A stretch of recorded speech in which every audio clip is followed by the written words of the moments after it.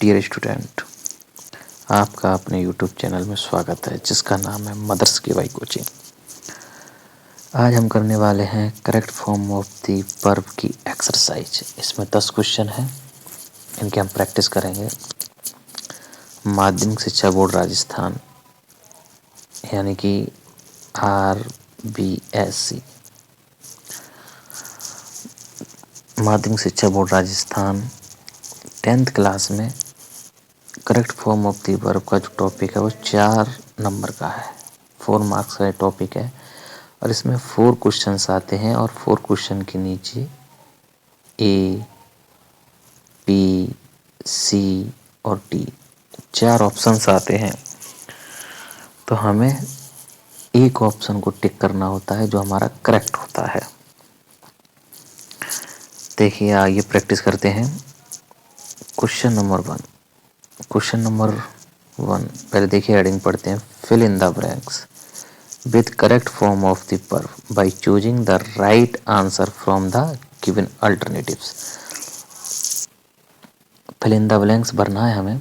जो 4 ऑप्शन दे रखे हैं उनको देखते हुए कि कौन सा ऑप्शन सही है। तो देखिए सबसे पहले हम क्वेश्चन पढ़ते हैं। पहला क्वेश्चन क्या कह रहा है, थोड़ा सा जूम करते हैं इसे।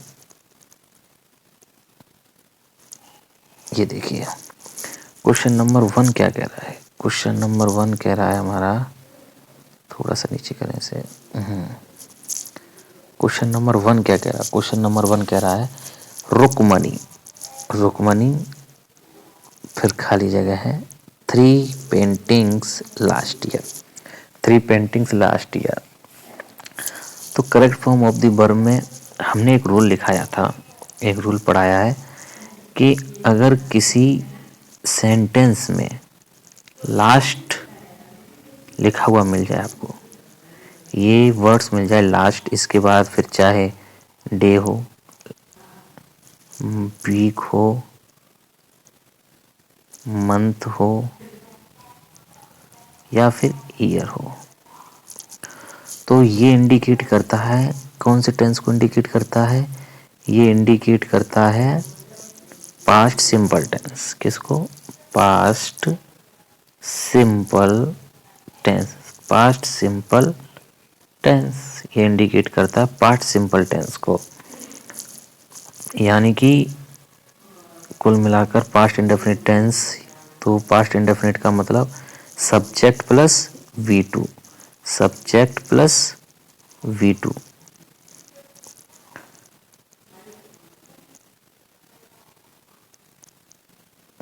सब्जेक्ट प्लस V2, सॉरी,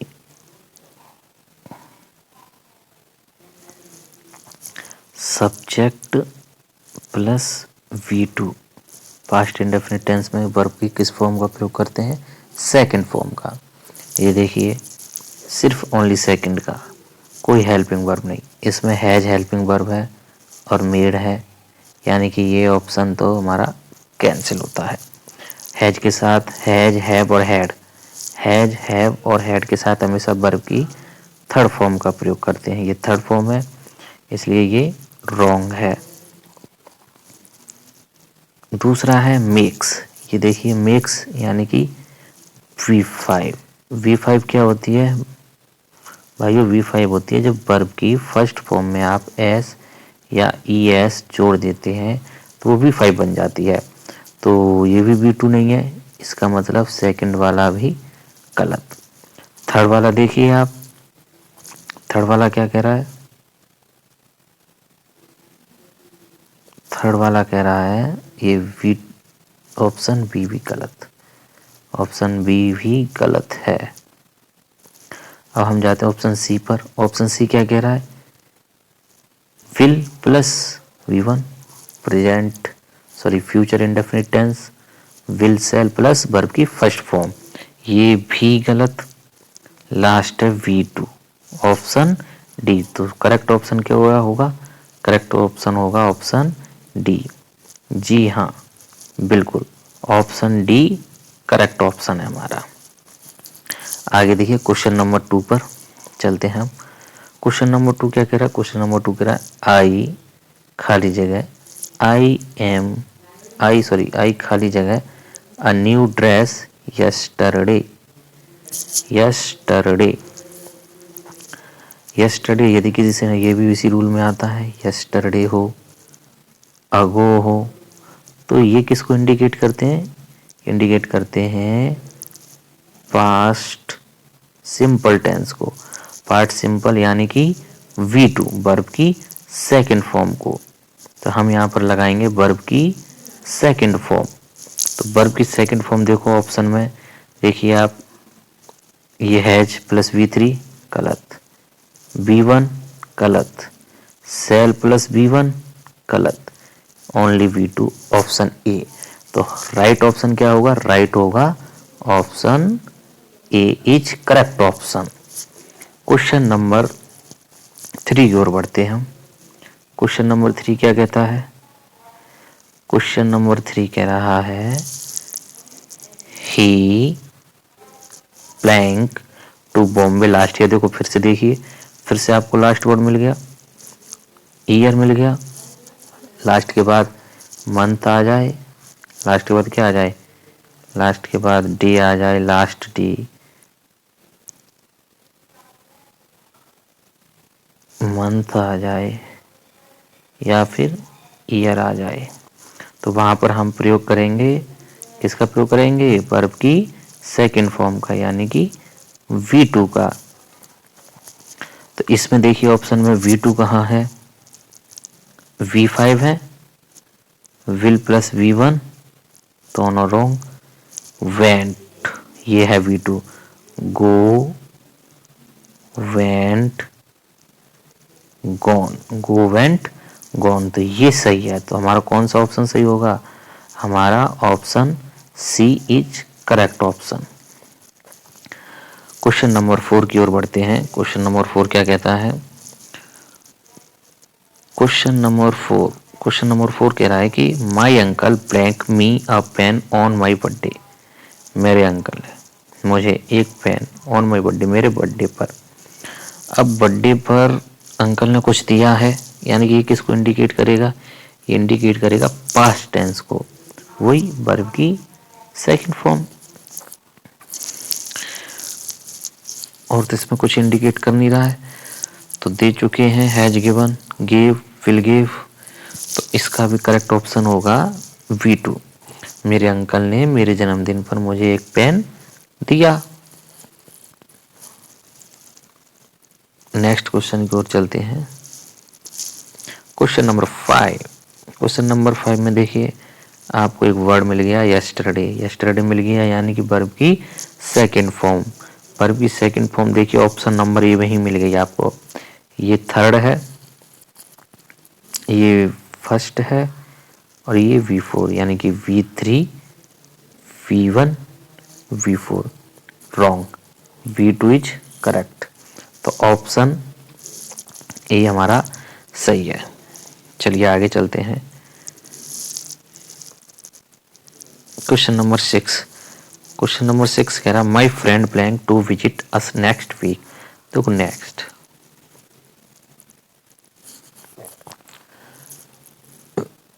अभी हमने इससे पहले पढ़ा था कि यदि किसी सेंटेंस में लास्ट वर्ड आ जाए, क्या वर्ड आ जाए? लास्ट, LAST, और उसके बाद क्या आ जाए? डे आ जाए, लास्ट डे, लास्ट वीक, या फिर मंथ, या फिर ईयर। तो वहां पर हम क्या प्रयोग करते हैं? वहां पर हम प्रयोग करते हैं वर्ब की सेकंड फॉर्म। किसका प्रयोग करते हैं? वर्ब की सेकंड फॉर्म का प्रयोग करते हैं। उसी तरह से यदि किसी सेंटेंस में आपको मिल जाए नेक्स्ट, क्या मिल जाए? Next, NEXT, NEXT,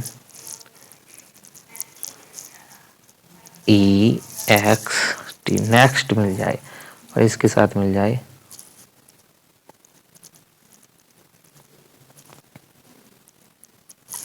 day, month, week, year. तो वहां पर आप किसका प्रयोग करेंगे? तो सर जी वहां पर आपको प्रयोग करना है फ्यूचर सिंपल टेंस का। किसका? Future simple, future simple tense का। जी हाँ, फ्यूचर सिंपल टेंस का। फ्यूचर सिंपल टेंस का मतलब आपको वहां पर प्रयोग करना है विल, शैल, विल शैल के साथ वर्ब की first form will shell SHALL, will shell plus V1 का आपको प्रयोग करना है।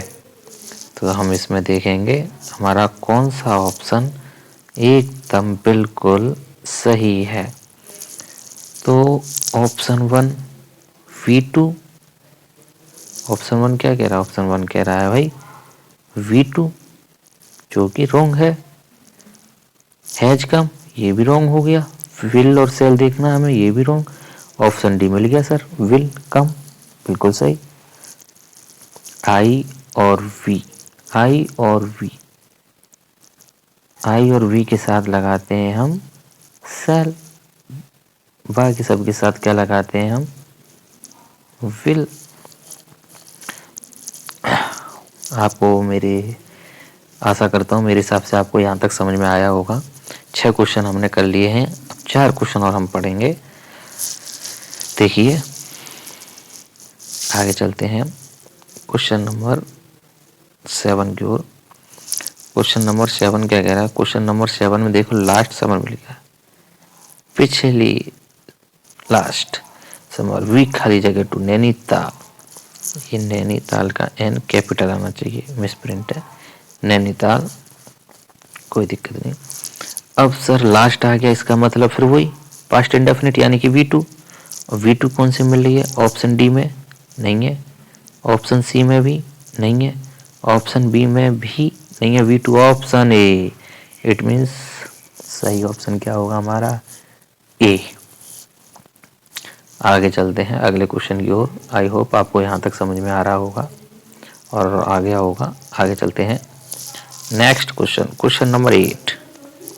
क्वेश्चन नंबर 8 क्या कह रहा है? My father blank in an American firm. एक अमेरिकन फर्म में मेरे पिताजी, अब सब में लिख रहा है working, does work, works, none of teach. तो काम करते हैं यानी कि डेली रूटीन के बारे में बात की जा रही है। तो डेली रूटीन के बारे में बात जब भी की जाएगी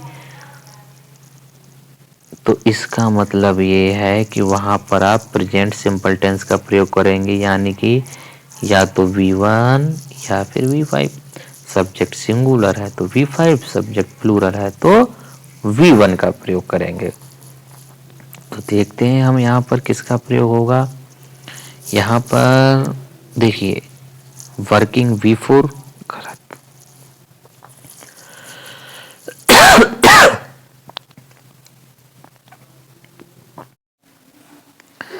देखिए इसमें डेली रूटीन की बात हो रही है तो डेली रूटीन V1 या V5, सीधी सी बात है। तो वर्किंग तो V4 हो गई, कैंसिल।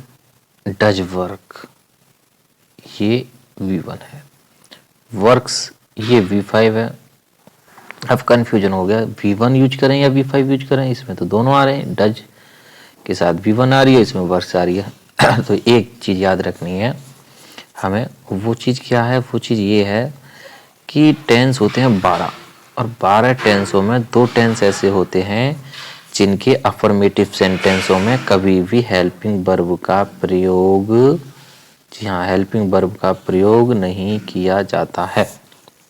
एक होता है प्रेजेंट सिंपल टेंस, उसके अफर्मेटिव सेंटेंस में कभी भी डू और डच का प्रयोग नहीं किया जाता है। और दूसरा है पास्ट इंडेफिनिट टेंस, उसके अफर्मेटिव सेंटेंस में कभी भी हेल्पिंग वर्ब डिड का प्रयोग नहीं किया जाता है।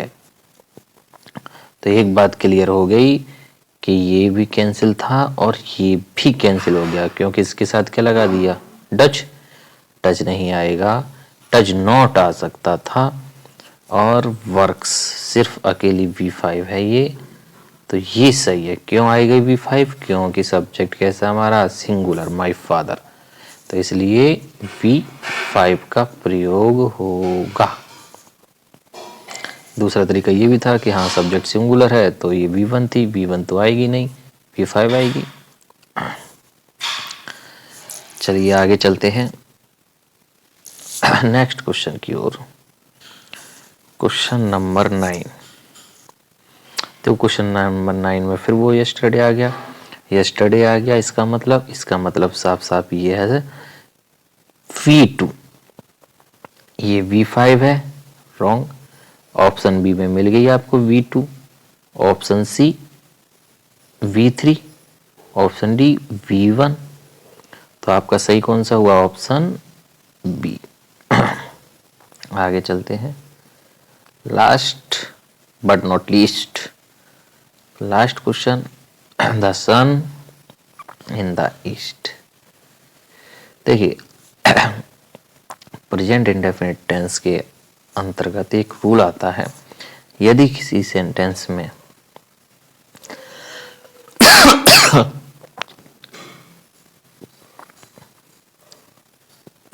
यूनिवर्सल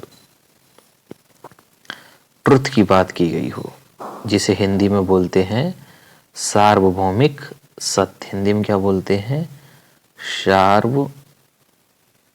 सार्वभौमिक सत्य, सार्वभौमिक सत्य, यानी कि जिसे कोई झुठला नहीं सकता, जो सारी दुनिया में सत्य है, तो उसके लिए हमेशा प्रेजेंट सिंपल टेंस का प्रयोग करते हैं, अर्थात रिक्त स्थान में V1 या V5 का प्रयोग करते हैं। सब्जेक्ट सिंगुलर है तो V5, अगर सब्जेक्ट आपका प्लूरल है तो V1 का प्रयोग करते हैं। तो यहाँ पर क्या लिखा हुआ था? सन, सूरज, यानी कि सिंगुलर की बात हो रही, सब्जेक्ट सिंगुलर है तो वर्ब V5 आएगी। तो V5 कौन सी है? देखो रोज V2 है, रॉन्ग। हैज है, हेड के साथ V3 का प्रयोग करते हैं, रॉन्ग। ING वाली V4 होती है, रॉन्ग। ये रही SIS वाली V5 होती है। तो करेक्ट ऑप्शन सर जी, करेक्ट ऑप्शन है हमारा ए। करेक्ट ऑप्शन कौन सा है? ए। आई होप आप लोगों को ये वीडियो काफ़ी हेल्पफुल रही होगी। Thank you so much, thanks for watching this video.